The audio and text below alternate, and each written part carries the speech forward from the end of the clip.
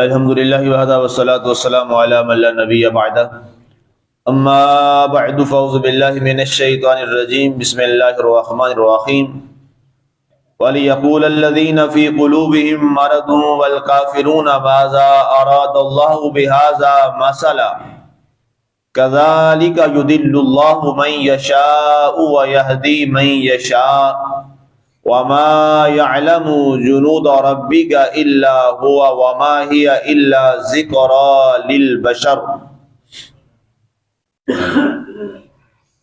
اور وہ کافر کہیں گے اس مثال سے اللہ تعالیٰ کا ارادہ کیا ہے؟ اسی طرح اللہ جسے چاہتا ہے گمراہ کرتا ہے اور جسے چاہتا ہے ہدایت دیتا ہے، اور تیرے رب کے لشکروں کو سوائے تیرے رب کے کوئی نہیں جانتا، اور وہ نہیں ہے مگر انسانوں کے لیے نصیحت۔ آج ہماری سورہ المدثر کی آیت مبارکہ نمبر 31 کی تلاوت و ترجمہ کا شرف حاصل ہوا، اور آخری حصہ جو آیت 31 کا رہتا تھا وہ آپ نے سماعت کیا۔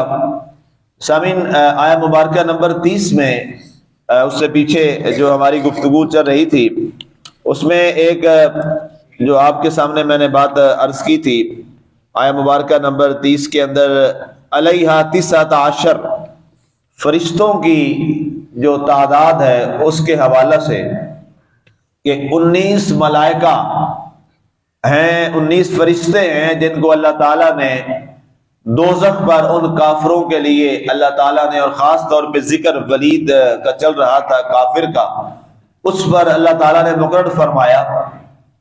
تو اس پر وہ لوگ جو کافر ہیں، جن کے دلوں میں کفر کا مرض جو ہے وہ پڑا ہوا ہے اور ان کے دل جو ہے وہ ٹیڑھے ہیں، تو جب انہوں نے یہ بات سنی کہ اللہ تعالیٰ نے 19 ملائکہ کو مقرر کیا ہے، اب 19 ملائکہ میں کئی اس کی کیٹیگریز جو ہے وہ لکھی ہے مفسرین نے کہ 19 سے مراد یہ ہے کہ 19 فرشتے ہیں، 19 سے مراد یہ ہے کہ 19 طرز کے فرشتے ہیں، 19 یہ ہے کہ 19 شعبہ جات ہیں، الگ الگ جس انداز سے ہوتے ہیں، اس الگ الگ کیٹیگریز کے لحاظ سے 19 ہے، کوئی بھی صورتحال ہو۔ تو انہوں نے کہا کہ اللہ تعالیٰ نے ماذا اراد اللہ بہذا مثلا، ماذا اراد اللہ بہذا مثلا، اللہ نے یہ 19 فرشتوں کی بات اور مثال دے کر اللہ تعالیٰ نے سے کیا ارادہ کیا؟ اب یہ کافروں کا یہ پرانا طریقہ ہے۔ آپ نے بہت آغاز میں سورہ بقرہ کی تفسیر جو احباب اس وقت سے میرے ساتھ چل رہے ہیں انہیں یاد ہوگا، وہاں ایک مچھر کی مثال بیان کی اللہ تعالیٰ نے، تو وہاں بھی بالکل یہی الفاظ دہرائے گئے، اور وہاں بھی کافروں نے یہی کہا ماذا اراد اللہ بہذا مثلا، کہ اللہ تعالیٰ نے یہ مچھر کی مثال دے کر اللہ نے یہاں سے اس سے کیا مراد ہے؟ تو اللہ تعالیٰ نے فرمایا کہ ہم مچھر سے چھوٹی مثال بھی دے سکتے ہیں۔ وہاں تفصیل سے اس پہ بات جو ہے وہ ہوئی تھی، گفتگو ہوئی تھی۔ تو اب اصل مقصد کیا ہے؟ اصل مقصد یہ ہے کہ جن کے دلوں میں کجی اور ٹیڑھا پن ہوتا ہے وہ ہر اچھی بات میں بھی عیب نکالتے ہیں، وہ ہر اچھی بات میں بھی عیب نکالتے ہیں، اور جن کے دل سیدھے ہوتے ہیں وہ ٹیڑھی بات کو بھی اچھے انداز سے بیان کر لیتے ہیں۔ میرے استاد گرامی، بہت مشہور شعراء آفاق شخصیت احمد ندیم قاسمی صاحب، ان کا نام آپ نے سنا ہوگا، جو اردو ادب کے لوگ شغف رکھتے ہیں، بہت بڑے شاعر تھے، بہت بڑے ادیب تھے، بہت بڑے رائٹر تھے۔ ان کا ایک مقطع ہے بڑا خوبصورت، اور ان کا انداز بھی بڑا خوبصورت تھا کہ سچ بھی کرینے سے کہا جائے ندیم، زخم کو زخم نہیں پھول بتایا جائے۔ وہ کہا کرتے تھے کسی کا اگر زخم ہے تو کہتے ہیں کہ اس کا چونکہ رنگ سرخ ہوتا ہے، تو پھول کا جو رنگ ہے، جو اصل پھول ہے وہ سرخ ہوتا ہے، تو کہتے ہیں کہ اس کے زخم کو بھی زخم نہ کہو بلکہ کیا کہو؟ پھول کہو، ایک اچھا انداز ہو، اس میں سے اچھا پہلو ہو۔ اور جو ہمارے اسلاف تھے، ہمارے بزرگان دین تھے، جو اہل اللہ تھے، ان کا انداز یہ ہوتا تھا کہ وہ کسی بھی جو چیز ہوتی تھی اس کو بڑے خوبصورت انداز سے پیش کرتے تھے کہ اگلے شخص کا علم بھی ہو جاتا، اس کی اصلاح بھی ہو جاتی، اور اس کے دل پہ کبھی ملال بھی نہیں آتا تھا۔ مثال کے طور پہ حضرت سیدنا امام حسن بن علی رضی اللہ تعالی عنہما کا ایک بڑا خوبصورت واقعہ ہے۔ مدینہ شریف میں مسجد نبی میں ایک شخص وہاں پہ وضو کر رہا تھا، بڑا معمر شخص تھا، عمر رسیدہ تھا، بزرگ تھا۔ اب وہ وضو ٹھیک نہیں کر رہا تھا، آپ نے ملاحظہ کیا، آپ نے دیکھا، تو آپ گئے تو آپ نے فرمایا کہ آپ بڑے ہیں، آپ پرانے یہاں کے باسی ہیں، آپ نے بڑا وقت گزارا ہے میرے نانا کے ساتھ، جناب سید رسول اللہ صلی اللہ علیہ وسلم کے ساتھ، تو میں ظاہر بچہ ہوں، ابھی اتنا ہم بھول جاتے ہیں چیزیں بچے، میں آپ کے سامنے وضو کرتا ہوں، آپ نے دیکھنا ہے کہ کیا میرا وضو ٹھیک ہے، درست ہے، جیسے نانا جان کرتے تھے اسی طرح کا ہی ہے میرا وضو۔ آپ نے وضو کرنا شروع کیا، جب وضو مکمل کیا تو وہ کہنے لگے جی آپ کا ٹھیک ہے، میرا غلط ہے۔ اب یہ کیا ہے؟ یہ ایک انداز ہے۔ آج ہم تو سیدھی بات بھی ایسے مارتے ہیں نا کہ جناب وہ بھی اس کے جناب ایسے لگتی کہ جیسے جناب کوئی تلوار ہو۔ اب یہ اندازہ کیجیے کہ کیا خوبصورت طریقہ ہے جب انہوں نے ایسا کیا نا جی، سبحان اللہ، وہ لوگ بھی کیا بارگاہ رسالت کے پڑھے لکھے لوگ تھے، اور ان کی کیا تربیت تھی۔ انہوں نے کہا کہ وہ نہیں جانتے تھے کہ یہ کون بچہ ہے، انہوں نے کہا کہ یہ والا انداز جو ہے نا سوائے رسول اللہ کے خاندان کے کوئی اور کر ہی نہیں سکتا۔ تو آپ نے فرمایا میں حسن بن علی، مسکرا دیا۔ انہوں نے کہا واقعی یہ انداز جو تبلیغ کا ہے یہ صرف اور صرف خون رسول میں ہی ہو سکتا ہے۔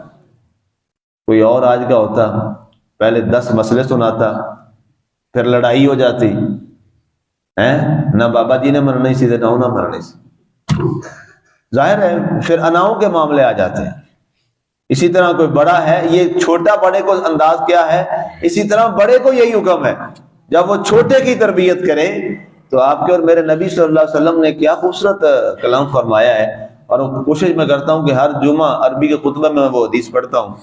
آپ علیہ الصلوۃ والسلام نے فرمایا لیس منا من لم یرحم صغیرنا ولم یوقر کبیرنا، وہ ہم میں سے نہیں ہے جو ہمارے چھوٹوں پہ دست شفقت نہ رکھے اور بڑوں کا ادب نہ کرے۔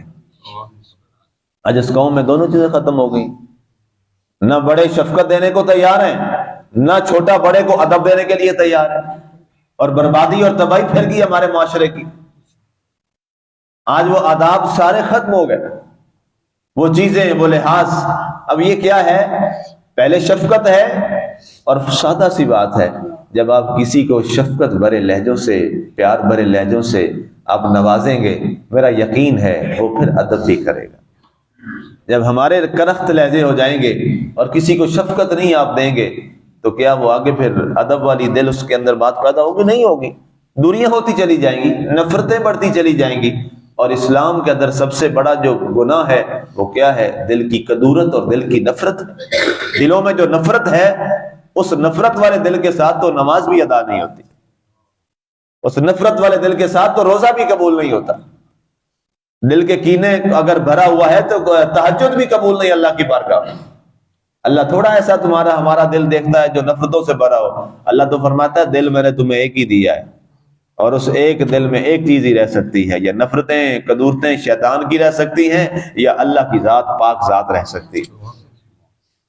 تو اس لیے اب بات ہماری چل رہی تھی کہ اب انہوں نے جب اس مثال کے بارے کہا کہ اللہ نے یہ 19 فرشتے، یہ کیا مثال ہے، لیکن جو اہل محبت ہیں وہ یہ نہیں دیکھتے کہ یہ کیا ہے، وہ یہ دیکھتے ہیں ہمارے رب نے اور مالک نے جو فرمایا ہے وہ حق فرمایا ہے، وہ حق فرمایا۔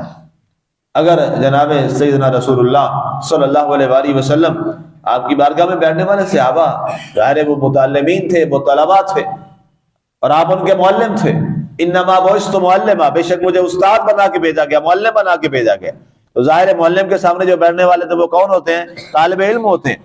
انہوں نے کیا خوبصورت ایک طالب علم کا ایک ماڈل پیش کیا کہ جو سیدنا رسول اللہ صلی اللہ علیہ وآلہ وسلم نے فرمایا انہوں نے اس کو یاد کیا، اور پھر اس کو زندگی میں ایسا لاگو کیا کہ آج دنیا یہ کہنے پر مجبور ہے کہ اگر کسی نے سیرت رسول صلی اللہ علیہ وسلم کو پڑھنا ہو وہ جناب سیدنا صدیق اکبر کی سیرت کو پڑھ لے، اسے پتہ چل جائے گا سیرت رسول عربی کیا ہے۔ یہ ہے معلم اور اس کے سامنے بیٹھنے والا متعلم۔ اور اگر انہوں نے اس کو سمجھا، اس پہ عمل کیا، اور کئی ایسی چیزیں تھی جو انہیں سمجھ نہیں آئی، ٹھیک ہے، لیکن عمل شروع کر دیا۔ ہمارے محبوب ایسے فرق کر رہے ہیں۔ ایک دفعہ آپ نے مثال سوم میں مثال شروع کر دی ہے۔ سوم میں مثال ہوتا ہے مسلسل روزے رکھتے ہی جانا، رمضان کے علاوہ کی بات کر رہا ہوں، اس میں کوئی افطاری نہیں، نصاری ہے، چل رہا ہے جناب۔ تو صحابہ کرام نے دیکھا کہ ہمارے نبی صلی اللہ علیہ وسلم یہ کر رہے ہیں، انہوں نے بھی سوم میں مثال شروع کر دی۔ 2-4 دن گزرے جناب، سارے کوئی ادھر گر رہا ہے، کوئی ادھر گر رہا ہے۔ بشری تقاضا ہے، خوراک نہیں ملی، روٹی نہیں ملی، خوراک نہیں ملی، ظاہر ایک بشری تقاضا ہے، یہ جسم ہے، باڈی ہے، اس کی ضروریات ہیں۔ کوئی ادھر گر رہا ہے، کوئی وہاں نڈھال پڑا ہے، کوئی مسجد نبی میں نڈھال پڑا ہے۔ تو آپ علیہ السلام نے فرمایا تمہیں کیا ہو گیا؟ تو یا رسول اللہ صلی اللہ علیہ وسلم ہم نے دیکھا آپ بھی روزے سے ہیں، مثال صوم چل رہا ہے، ہم نے بھی لکھنا شروع کر دیا۔ اللہ اکبر۔ آپ علیہ السلام نے فرمایا لاؤ ان کو افطار کروا دو۔ روایات میں آتا ہے ابھی سورج باقی تھا، فرمایا ان کے افطاری کروا دو۔ ظاہر ہے حضور صلی اللہ علیہ وسلم شریعت کے پابند نہیں ہے، شریعت حضور صلی اللہ علیہ وسلم کے تابع ہے۔ یہ یاد رکھیے گا، شریعت ہے کیا؟ جو آپ علیہ الصلوۃ والسلام نے فرمایا وہ شریعت، جو آپ نے کیا وہ شریعت، جو آپ نے کرنے کو کہا وہ شریعت، جس سے منع کیا وہ شریعت۔ اور ایک بڑی اہم چیز، جس چیز کے بارے آپ چپ رہے وہ شریعت۔ کوئی عمل آپ کے سامنے ہوا، آپ نے نہ کرنے کو کہا نہ روکا بلکہ خاموش رہے، وہ بھی شریعت ہے۔ تو ظاہر ہے شریعت تو وہ ہے جو آپ نے کیا، ٹھیک ہے نا جی۔ تو اب آپ نے اس کے بعد ارشاد فرمایا، خطبہ دیا آپ نے، صحابہ کرام نے بیٹھ کے آپ نے ارشاد فرمایا ایکم مثلی، تم میں سے کون ہے جو مجھ جیسا ہے؟ تم میں سے کوئی نہیں جو میرے جیسا ہو۔ اب سوال یہ ہے، خود سیدنا رسول اللہ صلی اللہ علیہ وسلم نے فرما دیا، صحابہ کرام رضوان اللہ تعالی علیہ اجمعین میں جن میں فاروق اعظم بھی ہیں، جن میں صدیق اکبر بھی ہیں، جن میں ذوالنورین بھی ہیں، جن میں شیر خدا بھی ہیں رضی اللہ تعالی عنہم، یہ میں جلیل القدر عظیم صحابہ کا نام لے رہا ہوں، جب وہ رسول اللہ صلی اللہ علیہ وسلم جیسے نہیں ہیں اور آج کا کوئی اٹھے وہ کہے حضور ہم جیسے ہیں، تو مان لیں گے ہم؟ جب ابو بکر صدیق کو خود سرکار فرما رہے ہیں تو عالم صلی اللہ علیہ وسلم، آپ نے فرمایا ان اللہ یطعمنی ویسقینی، فرمایا میرا رب مجھے کھلاتا بھی ہے، میرا رب مجھے پلاتا بھی ہے، تم میرے جیسے تھوڑے ہو۔ اور اگلے الفاظ میں فرمایا میں تو اللہ کے ہاں رات گزارتا ہوں۔ اب اس پر بہت لکھا محدثین نے کہ میں اللہ کے ہاں رات گزارتا ہوں، اس کا کیا مطلب ہے؟ یہ بڑا دلچسپ ٹاپک ہے، یہ پھر یہ رہ جائے گی پھر آیت آج، تو اس پہ پھر انشاءاللہ کبھی بات کریں گے کہ میں اللہ کے ہاں رات گزارتا ہوں۔ تو اس لیے پھر آپ نے فرمایا آئندہ تم نے ایسا نہیں کرنا۔ تو مقصد کیا تھا کہ حقیقت یہی ہے کہ جو رسول اللہ صلی اللہ علیہ وآلہ وسلم نے عمل کیا، صحابہ نے وہ کر کے دکھا دیا۔ اس پر بے شمار محدثین نے حدیثیں لکھی ہیں، روایات لکھی ہیں۔ ایک دفعہ حضرت علی کے بڑے مشہور قول واقعہ ہے، وہ جب آپ میدان عرفات سے گزرتے تھے نا، چٹیل میدان ہے، تو آپ تھوڑا سا سر نیچے ایسے کرتے تھے۔ ایک ہے کہ وضو کرنے کے بعد جو ہے وہ آپ تھوڑا سا مسکراتے تھے۔ کسی نے پوچھا علی یہ کیا معاجرہ ہے؟ نہ کوئی ہنسنے کی بات ہے نہ مسکرانے کی بات ہے، فلاں جگہ آپ جاتے ہیں سواری پہ سر نیچا کرتے ہیں پھر سیدھے جاتے ہیں۔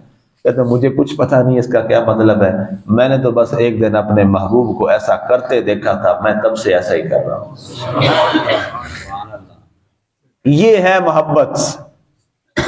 نہیں جانا کہ وہ آپ وہاں مسکرائے کیوں اور وہاں آپ سواری پہ ایسے جھکے کیوں، نہیں پوچھا، بس جو دیکھا وہ کر دیا۔ کیوں؟